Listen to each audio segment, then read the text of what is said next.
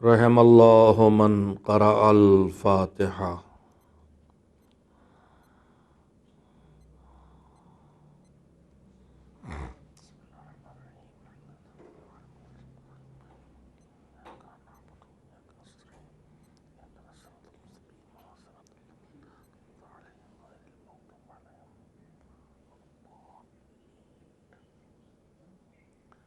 اعوذ باللہ من الشیطان اللعین الرجیم، بسم اللہ الرحمن الرحیم۔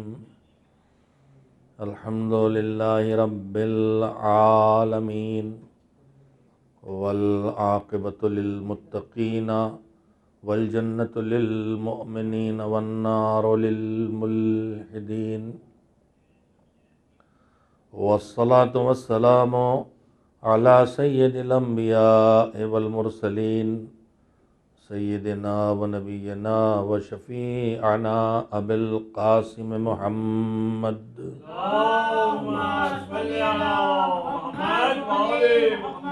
و آلہ الطیبین الطاہرین المعصومین المظلومین، واللعنۃ الدائمۃ الباقیۃ علی اعدائہم اجمعین من الآن الی یوم الدین۔ اما بعد، فقد قال اللہ سبحانہ وتعالی فی کتابہ المبین، وہو اصدق الصادقین، وقولہ الحق۔ بسم اللہ الرحمن الرحیم۔ ومن یطع اللہ ورسولہ ویخش اللہ ویتقہ فاولئک هم الفائزون۔ صلوات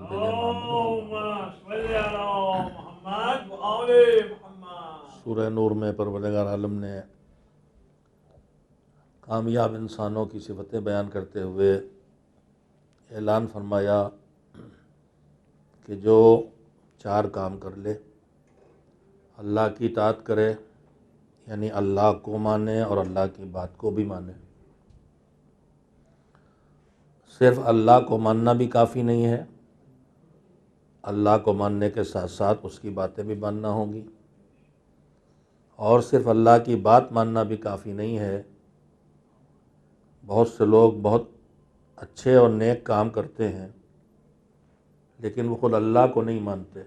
جو اللہ نے کہا ہے وہ کرتے ہیں، لیکن اللہ کو نہیں مانتے۔ یہ بھی کافی نہیں ہے، اللہ کو ماننا بھی ضروری ہے اور اس کے ساتھ ساتھ اس کی باتوں کو ماننا بھی ضروری ہے۔ اس کے بعد اتنا ہی کافی نہیں ہے، اللہ کی بات ماننے کے بعد اس کے بھیجے ہوئے نمائندے رسول، اس کے رسول حضرت محمد مصطفیٰ صلی اللہ علیہ وسلم کو مانے اور ان کی باتوں کو بھی مانے۔ وہ جو کہیں وہ کرے، جس کام سے روک دیں اس سے رکے،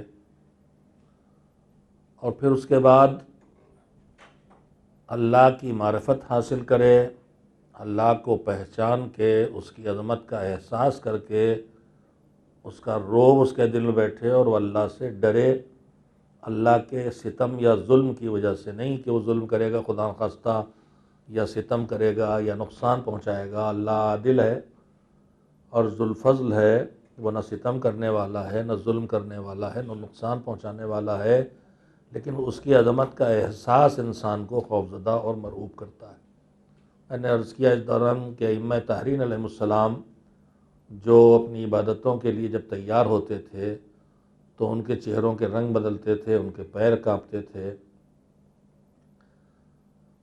روایت میں ہے، حج کے لیے جب ہم جاتے ہیں، سیرت کا ایک چھوٹا سا ٹکڑا یاد آ گیا، کہنے میں کوئی حرج نہیں ہے۔ سیرت کا نمونہ یہ ہے کہ حج کے لیے جب ہم جاتے ہیں تو جب احرام باندھتے ہیں، یعنی جہاں سے حج کے اعمال شروع ہوتے ہیں، جہاں سے آدمی طے کرتا ہے کہ اب اللہ نے جن کاموں سے حج میں روکا ہے، جو روزمرہ کے جائز کام تھے، ان میں بھی بہت سے کام حرام ہو جاتے ہیں۔ خوشبو لگانا، مردوں کے لیے سلے کپڑے پہننا، خوشبو چیز کھانا، سائے میں رہنا، مختلف چیزیں ہیں جو عام حالات میں حلال ہیں، مگر حرام ہو جاتی ہیں۔ ہم آپ کبھی کبھی سوچتے ہیں اللہ کو کیا ملتا ہے اس سے، روزہ رکھوا کے کیا مل رہا ہے؟ میں نے بار بار کہا کہ اللہ کو ہمارے کسی کام سے کچھ نہیں ملتا، جو ملتا ہے ہمیں ملتا ہے۔ حج میں حرام چیزوں کی فہرست طولانی ہے، اس سے چھوٹی فہرست روزے میں ہے، اس سے بھی چھوٹی فہرست نماز میں ہے۔ نماز میں بہت سے جائز کام حرام ہو جاتے ہیں۔ بولنا جائز ہے، نماز بولو گے ٹوٹ جائے گی۔ کھانا جائز ہے، نماز میں کھاؤ گے نماز خراب ہو جائے گی۔ پینا جائز ہے، پانی پیو گے نماز باطل ہو جائے گی۔ اسی طرح سے ہنسنا رونا جائز ہے، لیکن نماز میں ہنسو گے رو گے تو اللہ یہ ہے کہ نماز میں خوف خدا سے رویا جائے، جو بہترین گریہ ہے۔ تو جو عام حالات میں جائز ہے، اللہ ان کو بھی روزانہ نماز میں 5 بار کچھ منٹ کے لیے، پھر اس سے بڑی فہرست کو ماہ رمضان میں 1 مہینے کے لیے، اور زندگی میں کم از کم 1 بار اور بڑی فہرست کو حج میں، عام حالات کی جائز چیزوں کو حرام کر کے ہمیں ٹریننگ دیتا ہے کہ جو جائز ہے تھوڑا تھوڑا اس سے بھی اپنے کو روکنے کی عادت بنائے رکھو، تاکہ جب حرام کی باری آئے تو خود پہ کنٹرول کر سکو۔ تو لبیک جب آدمی احرام میں جاتا ہے تو بہت سی چیزیں حرام ہو جاتی ہیں۔ اس میں ہم احرام باندھنا بولتے ہیں، وہ کوئی تہمت باندھنا یا کپڑے پہننا احرام نہیں۔ احرام ہے 2 کاموں کا نام ہے، مالک جو تو روکے گا ان سارے کاموں کو اپنے اوپر حرام کیا میں نے، اور جو تو کہے گا وہ کروں گا، اور یہ سارے کے سارے کام قربتاً اللہ انجام دوں گا۔ اس نیت کے بعد جو پہلی چیز جیسے نماز میں تکبیرۃ الاحرام اللہ اکبر ہے، ویسے ہی حج میں نیت کرنے کے بعد کہنا ہوتا لبیک اللہم لبیک۔ مطلب کیا ہے کہ ہم تیری آواز پہ حاضر ہیں، اور جو تو نے کہا ہے وہ ہم کریں گے۔ اللہ نے حج کی آواز جناب ابراہیم کے ذریعے دلوا دی تھی، اب ہم اللہ سے کہہ رہے ہیں کہ ہم تیری بارگاہ میں حاضر ہیں، ہم تمہارے سامنے موجود ہیں۔ سنیے سیرت کے ان ٹکڑوں کو یاد رکھیے۔ مجھے اس وقت امام کی نام یاد نہیں رہا امام میں سے کون سا امام ہے، لیکن شاید دوسرے امام حضرت حسن مجتبیٰ علیہ السلام کی سیرت میں ہے، جن کے لیے روایت ہے کہ ساری سہولتوں کے باوجود 20 حج آپ نے پیدل سفر کر کے کیے تھے، تاکہ راہ خدا میں ہم آسان راستے اٹھاتے ہیں، عبادت کے شارٹ کٹ ڈھونڈتے ہیں، مگر جن اماموں کو مانتے ہیں ان کا مزاج الگ تھا۔ ان کو لطف آتا تھا اس راہ میں زحمت اٹھانے میں۔ مشہور جملہ ہے مولا علی کا کہ مجھے سردیوں کی رات کی نمازیں پسند ہیں اور گرمیوں کے دن کے روزے پسند ہیں۔ ہماری الٹی ہے بالکل پسند۔ تو امام جب احرام کے لیے تیار ہوتے تھے تو لرز رہے ہیں، کانپ رہے ہیں۔ ہم نے کبھی نہ سوچا ہوگا ان باتوں کو۔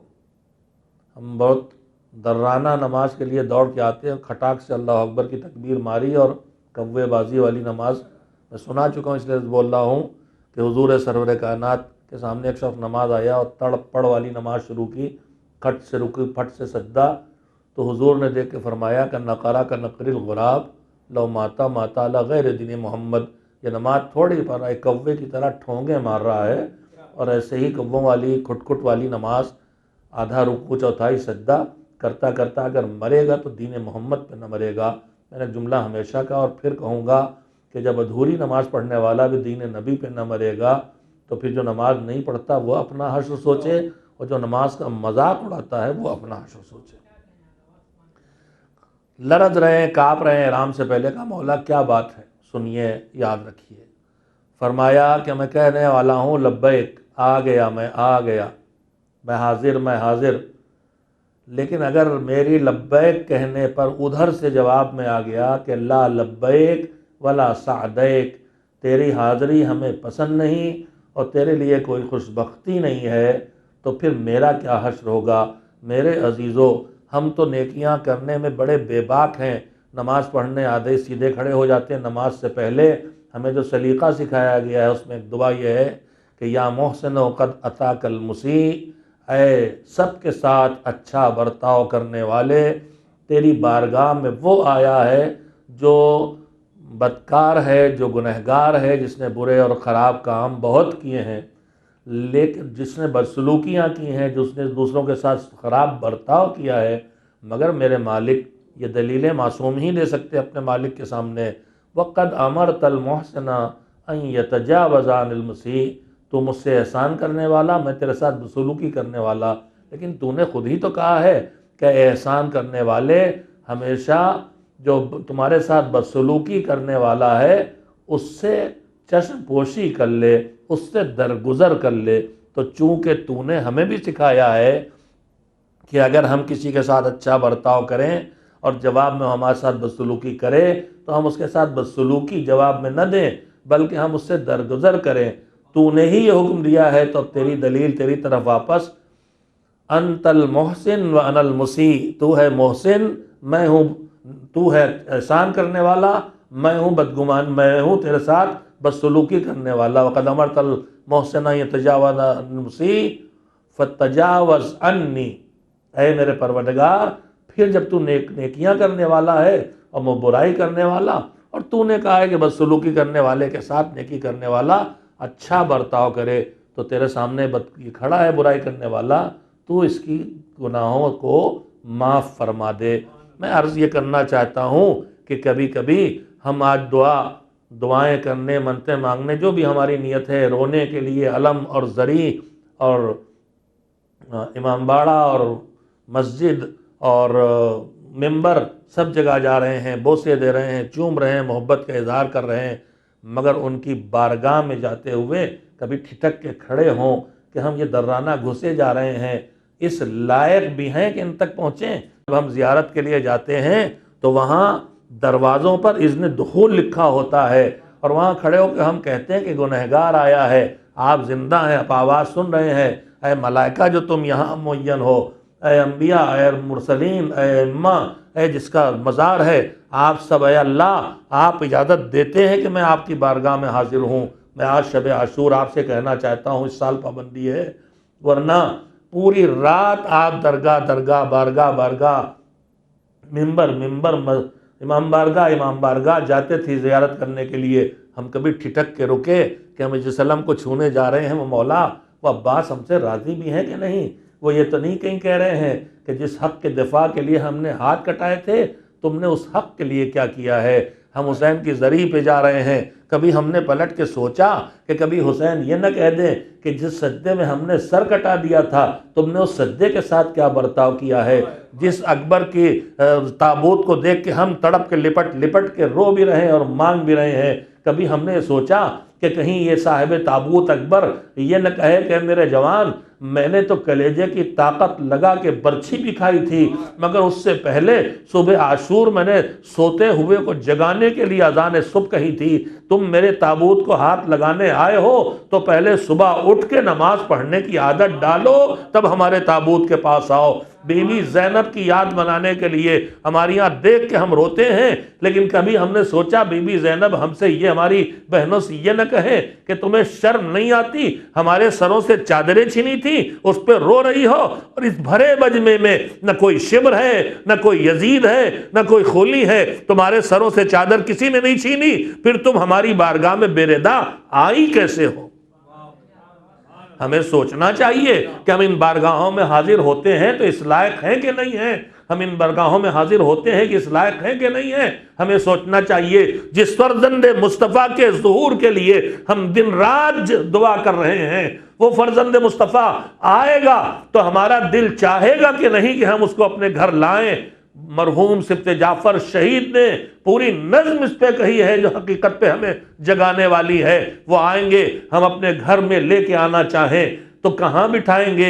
اس صوفے پہ بٹھائیں گے، یہ تو خمس نکالا ہوا نہیں ہے، اس قالین پہ بٹھائیں گے، یہ تو بغیر خمس کے پیسے سے خریدا ہے، یہ چائے پلائیں گے، اس میں شکر بچی تھی گھر میں، خمس نہیں نکالا ہم نے، تو نہ امام کی خاطر کرنے کے لائق ہوں گے، نہ امام کو اپنے گھر مہمان اور ہم بڑے شوق سے کہتے ہیں حسین ہمارے مہمان تھے، اور اپنے طور پہ ہم الوداع پڑھنے لگتے ہیں۔ حسین ہمارے گھر سے جائیں گے نہیں، کیوں الوداع کہہ کے انہیں رخصت کرتے ہو؟ حسین کو اپنے گھر میں روکو، حسین کی خوشبو اپنے گھر میں بساؤ، حسین کو اپنے گھر میں لاؤ، مگر عزیزو حسین تمہارے گھر میں تب آئیں گے میں تلخیاں کر رہا ہوں مگر سچائیاں ہیں. ہم نے فرش عزا بچھایا، بی بی آئیں گی، رسول اللہ آئیں گے، ملائکہ آئیں گے، ان کی طرف سے وعدہ ہے. مگر یہ کب آئیں گے؟ اگر ہمیں اجازت نہیں ہے کہ اگر کسی کے دوسرے گھر پر کسی نے قبضہ کر کے امام باڑہ بنایا ہے تو اس امام باڑے میں تم جا کے مجلس میں نہیں بیٹھ سکتے، اس لیے کہ تصرف ناجائز ہے. تو پھر بتاؤ، رسول اللہ کو بلانا ہے، زہرا کو بلانا ہے، حسین آتے ہیں، ملائکہ آتے ہیں، یہ عقیدہ ہے تو پھر اس عقیدے کے تقاضے عمل کو بھی پورا کرو. فرش عزا جس گھر میں بچھاؤ اس میں خمس واجب نہ ہونا چاہیے، جو تبرک لاؤ اس کا حق کے خمس نکلا ہونا چاہیے، جس فرش میں بٹھاؤ اس فرش کو پاک و طاہر ہونا چاہیے اور اس میں کسی اور کا حکم نہ ہونا چاہیے. ہم نے کبھی تیاری کی؟ ہم نے کبھی سوچا؟ ہم نے کبھی اندازہ لگایا کہ ہم تو بلا رہے ہیں، ہم تو سمجھ رہے ہیں کہ وہ آئے ہیں، مگر ان کے آنے کے لائق ہم نے تیاری کی ہے کہ نہیں کی ہے؟ خدا نہ کرے ایسا نہ ہو کہ مجلس کی آواز سن کے وہ دروازے تک آئیں، ماتم کی آواز سن کے وہ دروازے تک آئیں، اس کے بعد کہیں اس گھر میں ہم نہیں جا سکتے، یہ گھر جانے کے لائق نہیں ہے، اس میں بھائی نے بہن کا حق مار رکھا ہے، اس میں بھائی نے بھائی کا حق مار رکھا ہے، اس میں قرضہ تھا وہ نہیں چکایا باپ کا اور میراث پہ قبضہ کر رکھا ہے، اس میں خمس واجب تھا نہیں نکالا، یہ گھر ہمارے اندر جانے لائق نہیں ہے. خدا کرے کہ ہم آپ جاگیں اور اپنے کو واقعاً حسین کا میزبان بنانے کے لائق بنا لیں. ایک صلوات بھیجیں محمد.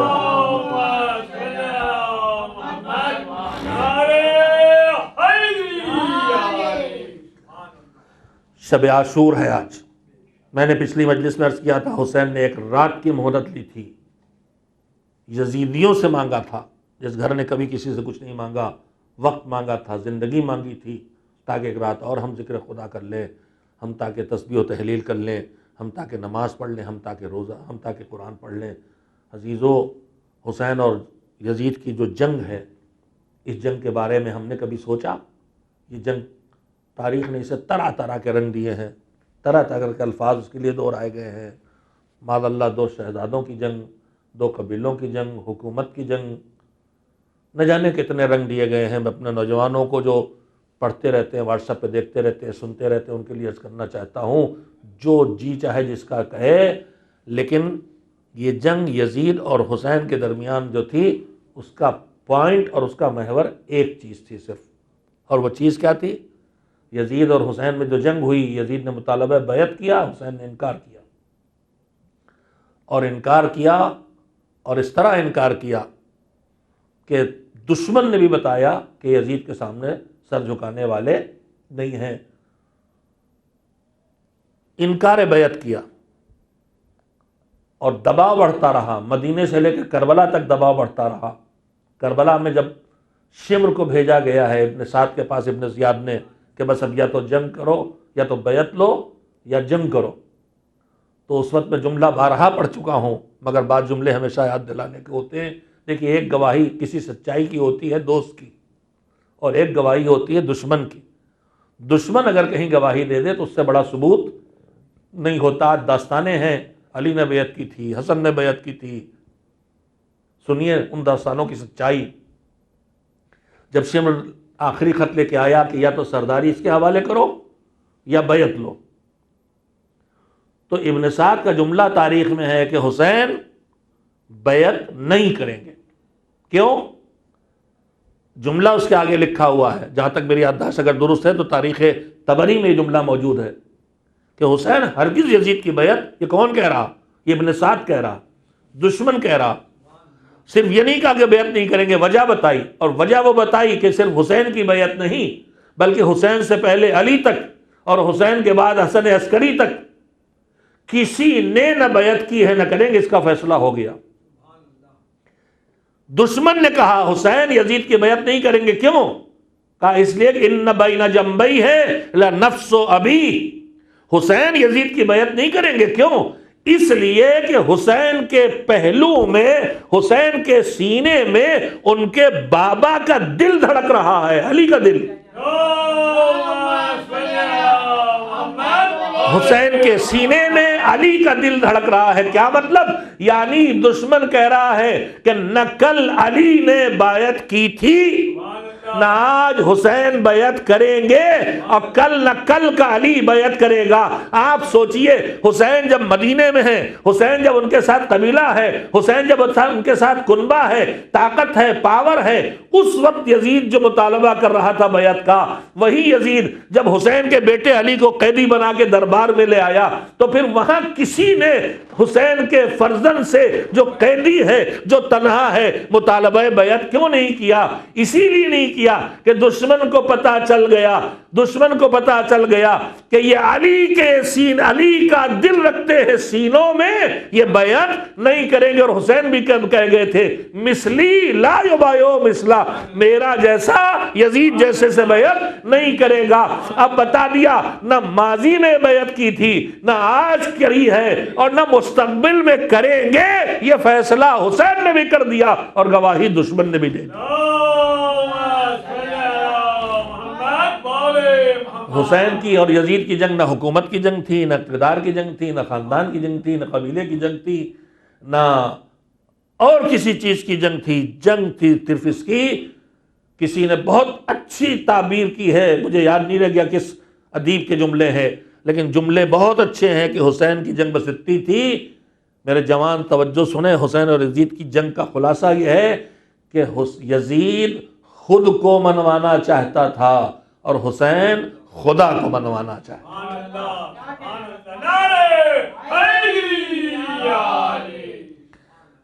حسین خدا کو منوانا چاہتے تھے، یزید خود کو منوانا چاہتا تھا۔ بس اب کربلا ہر وقت جگائے رکھنا، کربلا کو ہر وقت بسائے رکھنا۔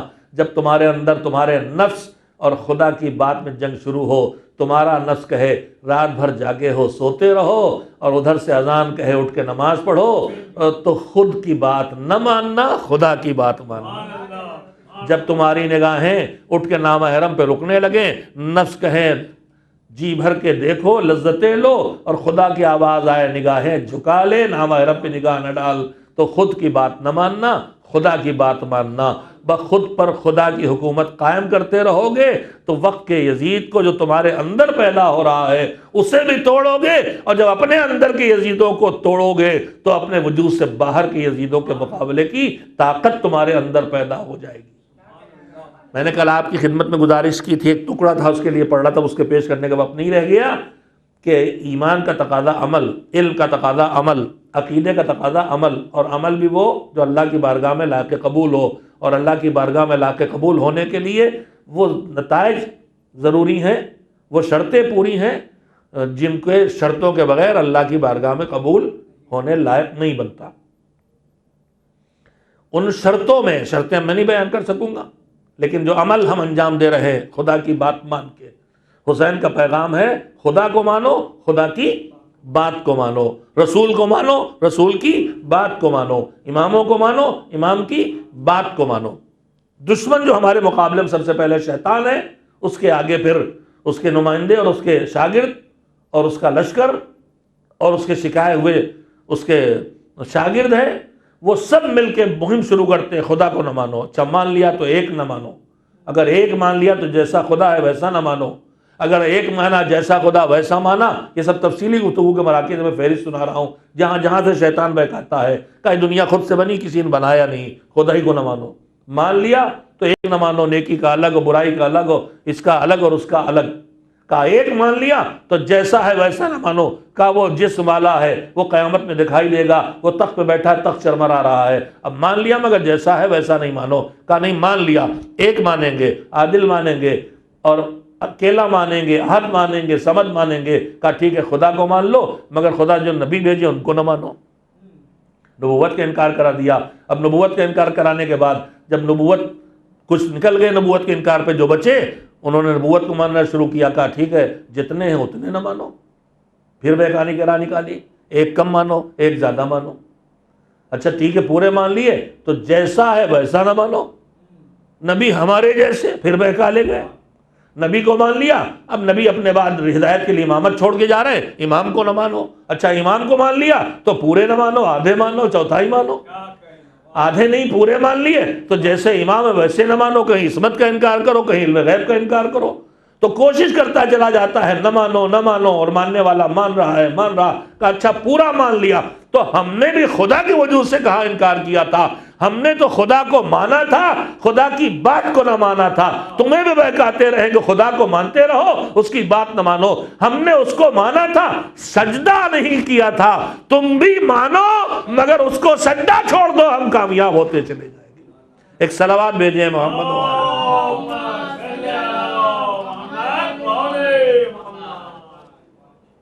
حسین اور یزید کے بیچ کی جنگ تھی، خود کو نہیں خدا کو ماننا ہے، خود کو نہیں خدا کو منوانا ہے، اور شیطان کا کام ہے خدا کو نہ ماننے پائے۔ کربلا اسی لیے ہے کہ ہمارے اندر خود کو ماننے کی کو کچلے، جذبے کو کچلے، اور خدا کو ماننے پہ لائے اور خدا کی بات ماننے پہ لائے۔ اور جب خدا کو مانیں گے اور اس کی بات مانیں گے، وہیں سے مرحلہ عمل میں داخل ہو جائیں گے، وہیں سے ہم سجدہ کرنے والے، وہیں سے ہم روزہ رکھنے والے، وہیں سے ہم ماتم کرنے والے، وہیں سے ہم نیکیاں کرنے والے، برائیوں سے بچنے والے بن جائیں گے۔ اب جو ہم نے میں نے کل آپ کی خدمت میں عرض کیا تھا کہ اجر اور جزا اور ہماری اچھے کاموں کے فائدے، یہ سب ہمارا حق نہیں ہے، اللہ کا فضل ہے۔ اور اللہ جو ان نیکیوں پہ ہمیں حکم دیتا، بس آج جلدی سے اس وعدے کو پورا کروں، اللہ جو ان نیکیوں پہ ہمیں دینے کا حق دیتا ہے، اس کے چند مرحلے ہیں۔ پہلی چیز ہے دنیا کے فائدے، اچھے کاموں کے اچھے نتائج، کہیں عمر میں برکت، کہیں صحت میں برکت، کہیں مال میں اضافہ، کہیں اولاد، کہیں عزت، کہیں اقتدار، کہیں دنیا کا چین، کہیں دنیا کے نام و نشان اور شہرت۔ یہ ساری چیزیں اللہ نے اچھے اعمال کے اندر چھپا کے رکھی ہے، اور مصیبتوں کو برے اعمال کے نتیجے کے طور پر رکھا ہے۔ بیماری آتی ہے تو ہماری خطاؤں اور غلطیوں کا نتیجہ ہے۔ اگر ہمارے تنگ دستی کا شکار ہوتے ہیں تو ہماری نعمتوں کی ناقدری، فضول خرچی، حیثیت سے زیادہ خرچ کرنا، خیانت کرنا، یہ سب ہماری روزی کو کم سے کم کر کے مٹانے کی منزل تک لے آتے ہیں۔ مگر نیکیوں کے اثرات میں بھی پہلی منزل ہے دنیا کی، دنیا میں نعمتیں پانا، دنیا کے نتائج میں، اس کے بعد منزلیں آگے بڑھتی ہیں۔ پھر دوسری منزل آتی ہے آخرت کی جزا کی۔ ہم بہت ترقی کرتے ہیں تو ہم یہاں تک، میں سمیٹ کے بات کہہ رہا ہوں، تفصیل سے گفتگو کا وقت باقی نہیں رہ گیا، کہ جتنے مومنین و مومنات ہم جتنی نیکیاں کر رہے ہیں، ہم تو زیادہ تر نیکیوں میں دنیا کے فائدوں کے لیے اٹکے ہوئے ہیں۔ ہمارا پوری زندگی منتوں اور مرادوں میں سمٹ کے رہ گئی ہے۔ میں نے پچھلی مجلس میں اس پر تفصیل سے گفتگو کی ہے، ہماری ساری عبادتیں غرضو عبادتیں بن گئی ہیں۔ مولائے کائنات نے کہا تھا 3 طرح کی عبادت گزار ہیں، ایک شوق جنت والے، ایک خوف جہنم والے، یہ ہے تاجروں کی عبادت، وہ ہے غلاموں کی عبادت، اور ایک عبادت وہ کرنے والے جو اللہ ہے لائق عبادت اس لیے کر رہے ہیں، اس کی رضا کے لیے۔ وہاں تو مولا نے اس آخرت کی جنت کی نیت سے عبادت کرنے والے کو بھی تاجروں کی عبادت کہا تھا۔ ہم تو اس سے بھی نیچے ہیں، ہمارے اکثر اعمال دن بھر میں دنیا کی نعمتوں کے لیے ہوتے ہیں۔ زیارت عاشور کی پابندی کیوں ہو رہی؟ روزی کے لیے، روزی کے لیے۔ دعائے عاشور، سورہ واقعہ کیوں پڑھا جا رہا؟ روزی کے لیے۔ ہماری تو اس سے بھی پست عبادت ہے۔ آخرت کی تجارت بھی بڑی اچھی چیز ہے، مگر مولا کہہ رہے ہیں ہماری کوالٹی اس سے اونچی ہے۔ ہم آخرت کی تجارت بھی نہیں، ہم رضائے خدا کے لیے کریں گے جو کریں گے۔ لا نرید منکم جزاء ولا شکورا، نہ تم سے بدلہ چاہیے نہ تم سے شکریہ چاہیے، جو لینا ہے ادھر سے بھی نہیں۔ ہم تو اس کی جو مرضی ہے وہ کر دیں گے، اب وہ اس کی مرضی ہے کہ جو ہم کر دیں تو وہ ہمیں کیا دے دے۔ ہم نے اس سے کچھ پانے کی لالچ میں نہیں کیا ہے، یہ اہل بیت کی معراج ہے۔ ان کی عبادت،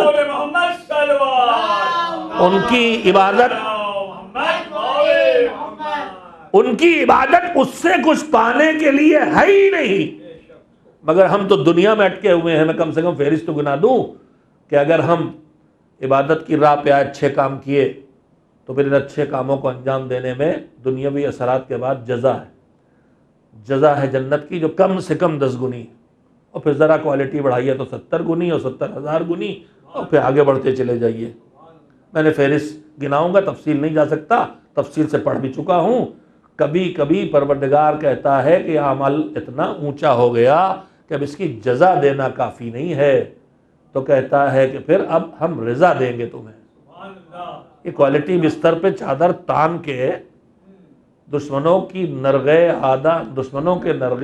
آدھا میں یوں سو جانا، یہ اتنا اللہ کے لیے ہے کہ اب اس کی جزا کافی نہیں ہے، اس میں ہم اپنی رضا دیں گے۔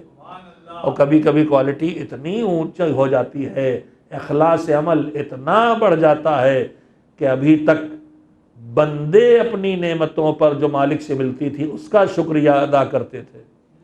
ہم آپ جتنے ہیں کس کا شکریہ ادا کرتے ہیں؟ مالک کا۔ کس چیز کا؟ نعمتیں اس کا شکریہ ادا کرتے ہیں۔ مگر جب اخلاص عمل بڑھتا ہے تو یہ مخلص عمل کرنے والوں کا عمل ایسا عظیم ہو جاتا ہے کہ اللہ کہتا وَكَانَ جَزَاؤُكُمْ مَشْكُورًا، تم نے ہمیشہ شکریہ ادا کیا، آج ہم تمہارے اخلاص پر تمہارا شکریہ ادا کریں۔ تو کہاں تک جا رہی ہے کوالٹی؟ جزا، دنیا کے اثرات، ایک جزا جنت کی جزا یا جہنم کی سزا سے بچنا، دو اللہ کی رضا تک خود کو پہنچانا، تین اتنا زیادہ عمل کے اندر اخلاص چھا جائے کہ اللہ کہے کہ اب رضا نہیں، اب تو ہم تیرا شکریہ ادا کریں گے۔ یہ بھی ہے معراج عمل۔ اور ایک منزل وہ بھی آتی ہے کہ جب عمل بندے کو ہوتا ہے اور خدا کہتا ہے یہ تو میرا کام ہے، وَمَا رَمَيْتَ إِذْ رَمَيْتَ وَلَكِنَّ اللَّهَ رَمَى، تم نے پتھر تھوڑی مارے کنکریاں، یہ تو ہم نے مارے۔ ایک منزل خلوص عمل کی وہ بھی آتی ہے، سمیٹ کے کہہ رہا ہوں، دیکھوں مجلسی مجمع متوجہ ہے کہ نہیں میرا۔ قرآن مجید میں پروردگار عالم نے اپنے احسانات گنائے رسول اکرم صلی اللہ علیہ وآلہ وسلم کا، تو اس میں احسانات میں ایک احسان گنایا، وَوَجَدَكَ عَائِلًا فَأَغْنَىٰ، تمہیں ضرورت مند پایا تو غنی بنا دیا، وَوَجَدَكَ ضَالًّا فَهَدَىٰ، تمہیں گمنام پایا تو لوگوں کو تمہاری طرف راستہ دکھا کے تمہیں معروف بنا دیا۔ ان احسانات میں دو احسان وہ گنا رہا ہے، نمایاں جو جن کے لیے سرچ کرنا چاہتا ہوں۔ ایک احسان یہ ہے کہ تمہیں یہ علم یجد کا یتیمن فآوا، تمہیں یتیم پایا تو پناہ دی۔ احسانات میں جو چند احسانات گنائے ان میں سے ایک ہے علم یجد کا یتیمن فآوا، تمہیں یتیم پا کے پناہ دی۔ وجدک عائلا فاغنا، تمہیں ضرورت مند آیا تو غنی بنا دیا۔ تاریخ کیا کہتی؟ یتیم عبداللہ کو کس نے پناہ دی؟ توجہ دے ذرا جاگے۔ یتیم عبداللہ رسول اللہ صلی اللہ علیہ وآلہ وسلم کو کس نے پناہ دی؟ ابو طالب نے۔ رسول اللہ تنگ دست تھے، ان کے ہاتھوں کو مالا مال کر کے اسلام کے لیے ساری دولت کس نے دی؟ خدیجہ نے۔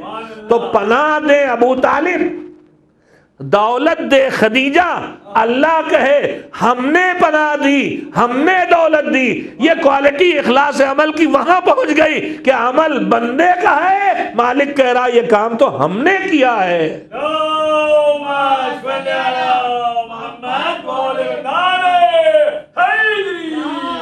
یہ چند مرحلے ہیں انسانی زندگی میں۔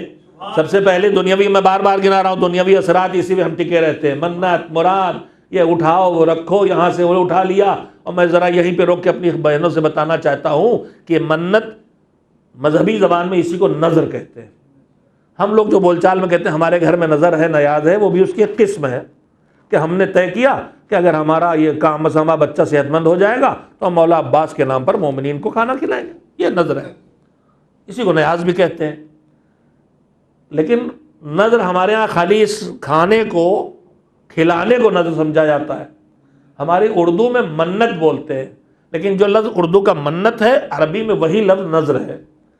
اب منت اور نظر دونوں ایک چیزیں، اور شریعت میں نظر یا منت کا مطلب یہ ہے کہ آدمی اللہ سے یہ وعدہ کرے کہ میرا یہ کام ہو جائے گا تیری طرف سے تو میں چھوٹی سی نیکی انجام دوں گا. دنیا کی کوئی نیکی بھی انسان کر سکتا ہے.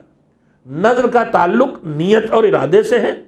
اور نذر میں یہ بھی کہا گیا ہے کہ نذر کے کلمات کو عربی سے دہرایا جانا ضروری. اللہ علیہ کہہ کے کہ میرے اوپر اللہ کی طرف سے فرض ہے کہ اگر میرا بچہ صحت مند ہو جائے میں ایک بکرا کاٹ کے مومنین میں گوشت بانٹوں گا. مثلا میں ایک تعدیہ رکھوں گا گھر میں اور عزاداری کروں گا. تو عزاداری خود ایک اچھا عمل ہے, اس کی نذر کر سکتا آدمی. نذر ہمیشہ اس کام کی ہو سکتی ہے جو آدمی پر واجب نہ ہو, اس کی ہو سکتی جو حرام نہ ہو. نذر اس کی ہو سکتی جو مکروہ نہ ہو. نذر اس کام کی ہو سکتی ہے جس کی ذمہ داری دوسروں پہ نہ جائے, میرے اوپر آئے. آج کل یہ بھی چل رہا ہے کہ میں نے منت مانی ہے 1 ملین صلوات بھیجوائیں گے, اب تم بھی 10 بھیج دو. یہ نذر نہیں ہوتی. نذر آپ اپنے اوپر کریں, آپ دوسرے کو اوپر ٹھوکنے والے نہیں ہوتے کہ ختم قرآن کرنا بیویاں چلو پورا پڑھو.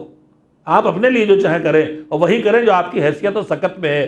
نذر اس کی بھی نہیں ہو سکتی کہ میں کہوں کہ میں پورے بمبئی کو کھانا کھلاؤں گا, میرے بس میں نہیں ہے, تو نذر صحیح نہیں ہوگی. تو نذر اور منت میں کسی بھی کار خیر کی نیت ہوتی ہے, اللہ کی بارگاہ میں وعدہ ہوتا ہے میرا یہ کام پھنسا ہے, رکا ہے, ہو جائے گا, میں اچھا کام کروں گا. یہ جو چڑھاوا چڑھانا اور یہ جو کہیں سے کچھ اٹھانا, میں پھر بہت باریک بات کہہ رہا ہوں فقہ سے جڑی ہوئی, کہ ہمارے گھروں میں رواج ہو گیا ہے کہ وہاں سیب اٹھا لیا کہ بچہ پیدا ہوگا تو اتنے کلو سیب چڑھائیں گے. اٹھانا رکھنا یہ ہماری خواتین میں بہت رائج ہے. یہ اٹھا لائے اب یہ رکھیں گے, اتنا رکھیں گے, معاذ اللہ جیسے ادھار لے کے آئے ہو اور اب وہ انٹرسٹ کے ساتھ واپس کر رہے ہو. اب کیا مطلب ہے؟ ایک سیب اٹھا کے لائے, اب 10 کلو بانٹیں گے. مجھے نہیں پتا شریعت بیویوں میں اتنا جانتا ہوں کہ وہاں سے اٹھائی تھی, نظر کی تھی وہاں جا جوگی پورے میں, اس میں دھاگا باندھا ہے, کھول کے آئیں گے. دھاگا باندھنا یا کھا کھولنا نہ مستحب ہے نہ کوئی عقل مندی کا کام ہے, سوائے رسم کے کچھ نہیں. نظر اسی کی ہو سکتی ہے جس میں کوئی عقل مندی ہو. آپ یہ نظر کرتے کہ جوگی پورا جا کے اہل بیت کی یاد آتی ہے, میں اس زمین پہ جاؤں گا, اگر یہ میرا کام ہو جائے میں ایک بار پھر وہاں جاؤں گا. تو ایک ترجیح ہوتی کہ وہاں اہل بیت کی خصوصی یاد کرنے کے لیے جا رہے ہیں آپ. لیکن یہ دھاگا باندھا کھولا, یہ تالا ڈالا کھولا, یہ اٹھایا یہ رکھا, اس کا شریعت کی نظر اور منت سے کوئی تعلق نہیں ہے. نظر کریں مگر بصیرت انداز میں نظر کریں. منت مانے, منت کس چیز کی ہوگی؟ یا وہ مستحب کام ہو یا مباح ہو, لیکن اس میں کوئی, اس کے کرنے میں کوئی ترجیح ہو. مثلا سیب کھلانا, کھیر کھلانا, فرنی کھلانا, یہ سب مباح ہے, آپ کھلائیں نہ کھلائیں برابر, لیکن کھلانا اچھی چیز ہے. مومن کو دینا, مومن کا دل خوش کرنا ترجیح ہے, تو اس رخ سے آپ اس عمل کی نظر کر سکتے ہیں. میں یہ وضاحت کرنا چاہتا تھا کہ جو رکھنا اٹھانا ہمارے معاشرے میں رائج ہو گیا ہے, یہ جانے کہاں سے آیا ہے. میں تو اتنا ہی جانتا ہوں, رکھنا اٹھانا وہیں سے آئے گا جو ایک دے کے اگلے سال 10 وصولنا چاہتا ہے, وہ بابا جو پیچھے بیٹھا ہے. ان سب جگہوں میں بابا بیٹھے ہیں. بچپن میں وہاں اپنے درگاہ حضرت عباس کہلاتی شبیہ روضہ حضرت عباس کا ہے لکھنؤ میں, جاتے تھے باہر سوکھی شیرمال ملتی تھی, ہمیں پتہ تھا یہی چڑھایا جاتا ہے, بس سب لوگ چڑھا رہے ہیں, تو ہم 2 لے کے جاتے تھے, تو ایک وہ رکھ لیتا تھا, ایک واپس کر دیتا تھا. اب معلوم اگر دن بھر میں 10,000 کا مال بکا ہے تو 5,000 کا اندر ہے, وہی 5,000 کا ریسرکل ہو رہا, سرکولر. یہ سب کاروبار ہے. میں تو کھل کے بات کرنے والا آدمی ہوں, لہٰذا میں اپنی بیویوں سے اپنے بہنوں سے کہوں اس طرح کی رکھنے اٹھانے والی ایجادات, وہ چاندی کی بندیاں رکھ دو, اٹھا لاؤ. نظر کرنا ہے تو یہ نظر کرو, جا کے پہننے کی نظر نہ کرو کہ اٹھائیں گے رکھیں گے. نظر کرو کہ اگر میری بچی کا رشتہ ہو جائے گا تو میں بی بی سکینہ کے نام پر کسی غریب بیٹی کو شادی میں بندے دوں گا, رنگ دوں گا. نظر کرنا ہے تو یہ کرو کہ میرے مولا زین العابدین کو جو ہتھکڑیاں پہنائی گئی تھیں وہ لوہے کی تھیں, اگر میری یہ منت پوری ہو جائے گی تو میں اتنے ہی وزن کی چاندی کے زیور کسی غریب بچی تک پہنچا دوں گا. یہ نظر وہ نظر ہے جو نظر شرعی ہے, جو نظر معقول ہے, جو کربلا کا پیغام پہنچاتا ہے. ایک صلوات بھیجئے محمد و آل محمد.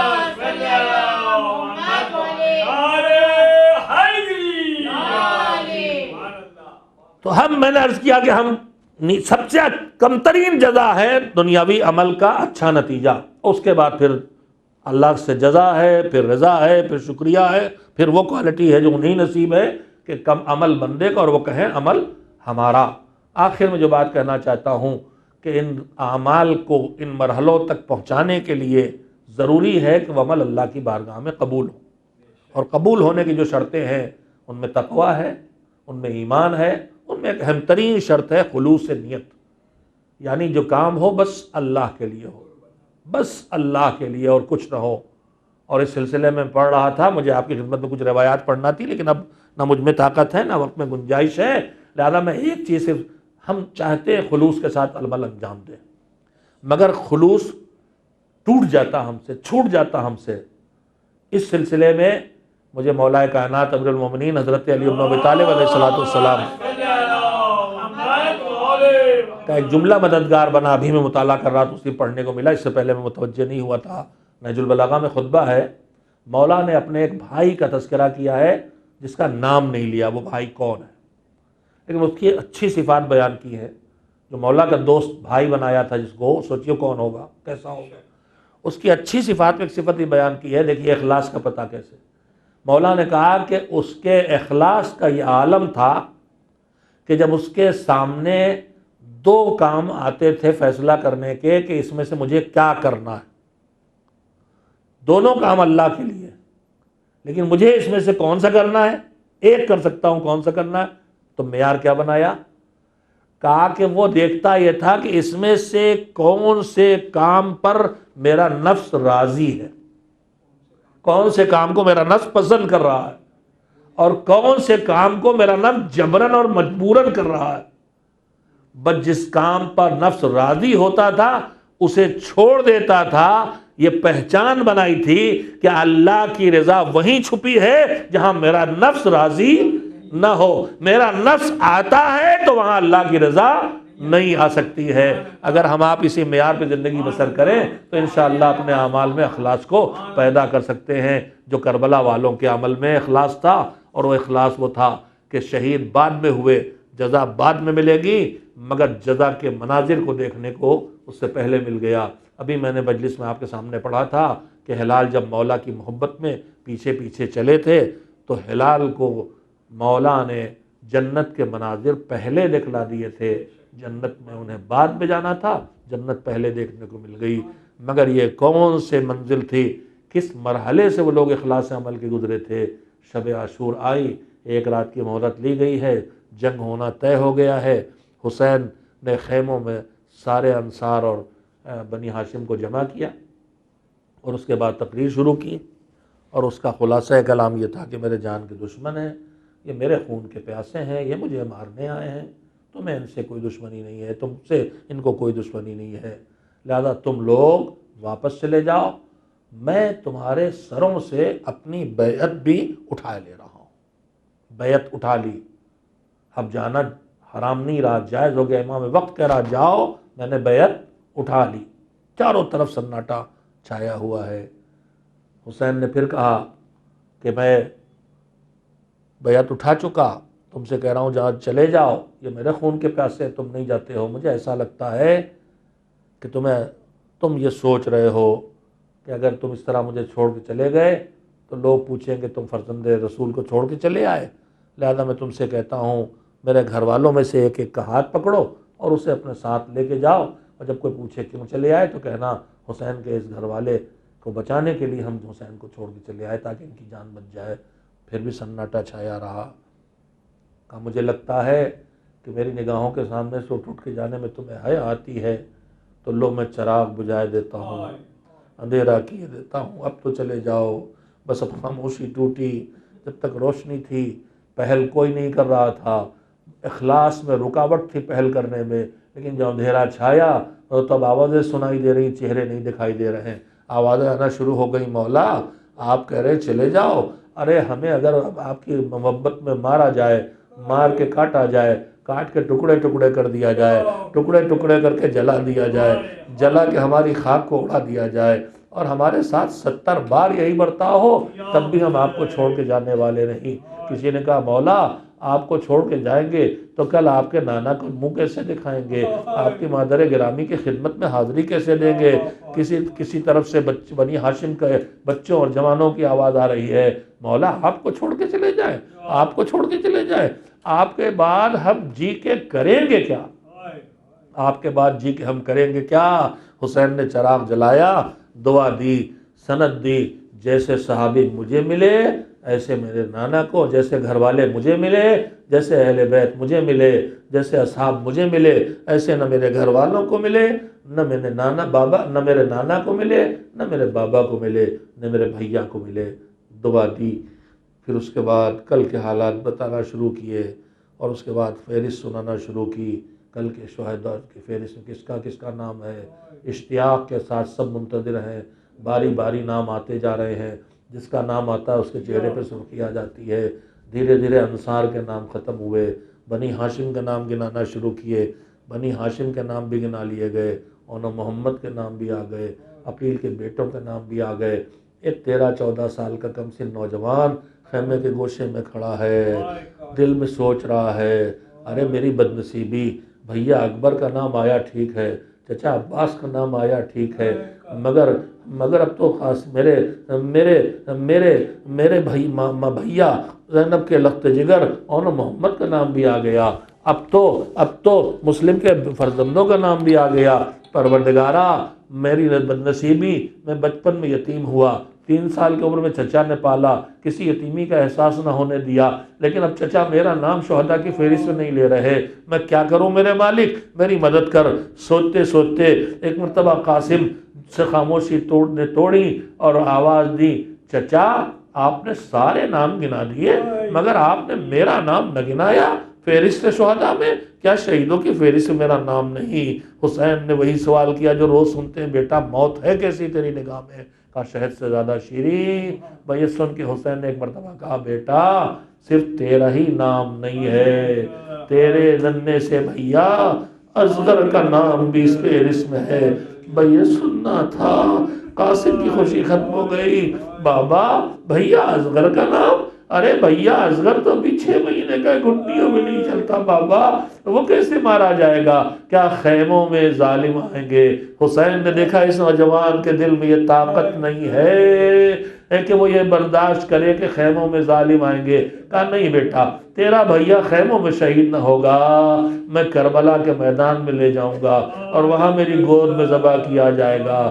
خبر شہادت مل گئی، اطمینان سے انصار اپنے خیموں میں واپس گئے، پہرا شروع ہو گیا۔ حسین خیموں میں واپس آئے، ایک ایک خیمے سے ہوتے ہوئے بہن کے خیمے میں پہنچے، بہن نے بھیا کے سراپا کا جائزہ لیا، رخ میں نظر ڈالی، چہرے پہ ایک فیصلے کی کیفیت دکھائی دی۔ کہا بھیا کیا طے ہوا؟ کہا بس زندگی کی آخری جنگ کل ہے۔ زینب تڑپی، بھیا اتنا بڑا لشکر اور تمہارے ساتھ اتنے چھوٹے سے سپاہی، بھیا جو بچے ہیں سپاہی ان کو آزما لیا ہے کہ نہیں؟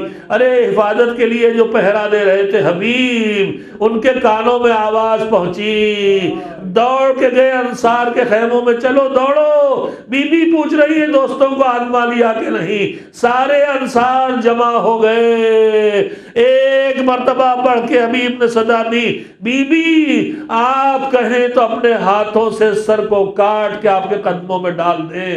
زینب نے انصار کو رخصت کر دیا، رات تسبیح و تحلیل میں گزری، صبح عاشور نزدیک آتی جا رہی ہے، حسین کے خیموں سے آوازیں اٹھ رہی ہیں، اللہ اکبر کی صدائیں، لا الہ الا اللہ کی آوازیں، سبحان اللہ کی صدائیں، اور انہی آوازوں کے درمیان التش التش، ہائے پیاس، ہائے پیاس کی صدائیں آ رہی ہیں۔ ہاں یہ آوازیں اٹھتی رہی، صبح ہوئی، اذان اکبر ہوئی، علی اکبر کی اذان کے بعد نماز ہوئی، تیروں کی بارش شروع ہوئی، دیوار بن کے کھڑے ہو گئے مجاہد، آدھا لشکر شہید ہو گیا، ایک ایک کی جنگ شروع ہوئی، مسلم شہید، حبیب شہید، حر مارے گئے، مسلم ابن اسیہ مارے گئے، انصار و اعوان کے بعد اہل حرم اہل بیت کی باری، قاسم کے جسم کے ٹکڑے آ گئے اور محمد کی لاشیں آ گئی، عباس کا عالم آ گیا، 6 مہینے کے لال کی لاش کو دفنایا حسین نے، رخصت آخر کے لیے آئے، بیٹے سے خدا حافظ کہا، بہن سے خدا حافظ کہا، گھوڑے پہ سوار ہوئے، میدان جنگ میں گئے، بیویاں منتظر ہیں کوئی خیر لائے، کوئی خبر لائے، زینب تڑپ کے نکلی میرا بھیا کنار، دیکھا سجدے میں سر ہے، ظالم تلوار لے کے بڑھا، آواز دی میرا بھیا ذبح ہو رہا ہے، تمہیں غیرت نہیں آتی، غیرت ہاشمی نے طاقت سمیٹی، خاک سے سر اٹھایا، کانپتی انگلی کا اشارہ کیا میری بہن، ارے زینب ابھی خیمے میں جاؤ بھیا زندہ ہے، زینب خیمے میں گئی، حسین کے سوکھے گلے پہ ابھی خنجر نہیں چلا تھا، ایک مصیبت اور آئی، گھوڑوں کی ٹاپوں کی آواز، لوٹنے کے لیے قدم خیموں کی طرف بڑھ گئے، حسین نے کہا رے کم وقت تو تمہارے پاس دین نہیں ہے، تو دنیا میں تو آزادوں کی راہ پہ چلو، ادھر سوکھے گلے پہ خنجر، ادھر خیمے لوٹے جا رہے ہیں، نو کے نیزہ پہ سر حسین ہے، السلام علیکہ یا ابا عبداللہ، یا حسین یا حسین۔